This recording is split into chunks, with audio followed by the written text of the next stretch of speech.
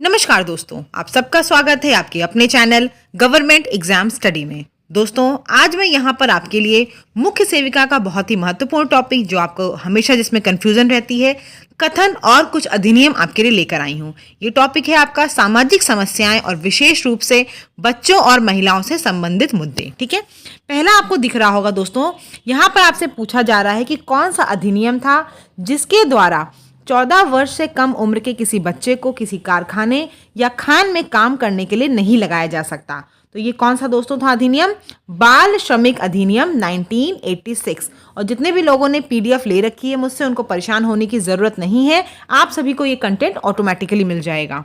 199 की पीडीएफ है, आप सभी को पता है। और आपको 199 का पेमेंट कहाँ पे करना है? 8957215956। ठीक है, 8957215956, इस पर आपको पेमेंट करना है। आगे देख लेते हैं दोस्तों।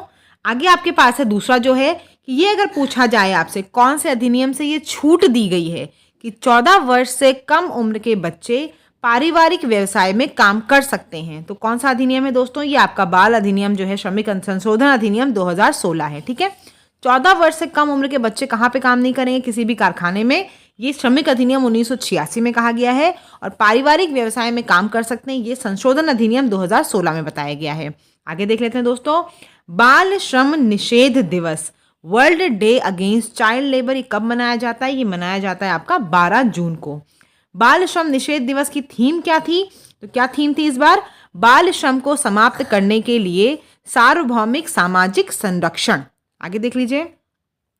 बाल श्रम करवाने पर क्या सजा मिल सकती है? तो क्या सजा मिल सकती है दोस्तों?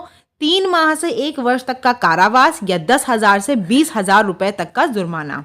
अगर हम इसके बाद बात करें, गर्भपात के अधिनियम को भारत में कब पारित किया गया? क्योंकि आपको पता है सामाजिक समस्याओं का जो टॉपिक है वो महिलाओं और बच्चों से संबंधित है। तो गर्भपात के अधिनियम को भारत में कब पारित किया गया? 1971 में। ठीक है, और ये गर्भपात तभी होगा, लिंग की जांच कराए गर्भपात जो है वो आपको पता है कानूनन अपराध है। ये गर्भपात जो होगा कि कुछ मेडिकल ऐसी इमरजेंसी आ जाए जिससे कि माँ और बच्चे दोनों की जान को खतरा हो, तब ये अधिनियम लागू किया गया।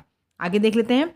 भारत में पहली बार बलात्कार का कानून कब बनाया गया था? तो कब बनाया गया दोस्तों? 1860 में।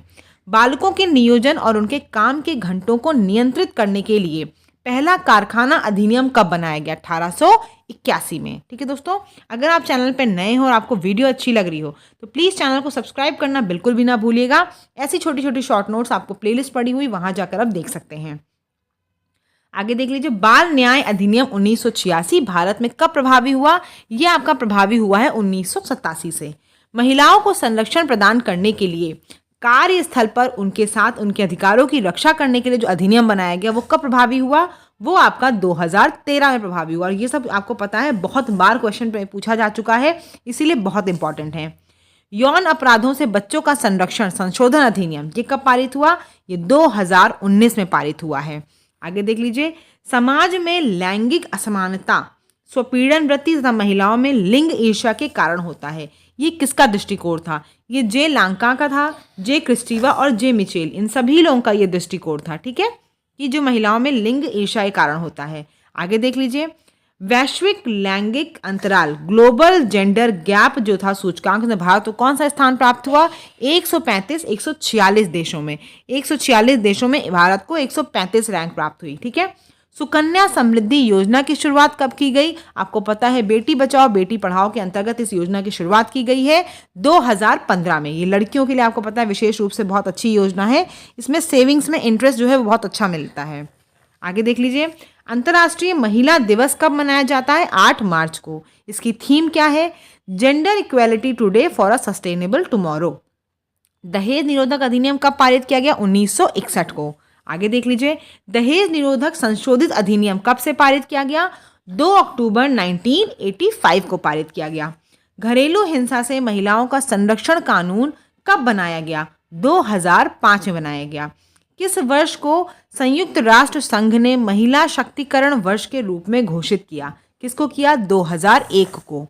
आगे देख लीजिए। उसके बाद दिल्ली में घरेलू हिंसा तथा महिलाओं के प्रति किए जाने वाले अपराधों की सुनवाई के लिए विशेष महिला न्यायालयों की स्थापना की गई। किस सन में? 1994 में। क्योंकि क्या होता था, विशेष महिला न्यायालय में जो महिला जज होती थी वो भी महिला होती थी और वकील भी ज़्यादातर आपके महिला ही होती थी। और यहाँ पे क्या होता था, केसों को बहुत जल्दी निपटाने के लिए बनाए गए थे, वरना क्या होता था केस बहुत साल तक चलते थे। इसी के लिए विशेष महिला न्यायालय को बनाया गया।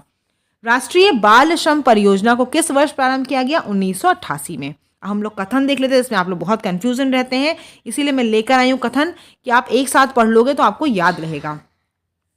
सामाजिक समस्या वह स्थिति है जिसे व्यक्तियों की बड़ी संख्या आकांक्षित सामाजिक मानदंडों से विचलन मानती है। किसका कथन था ये?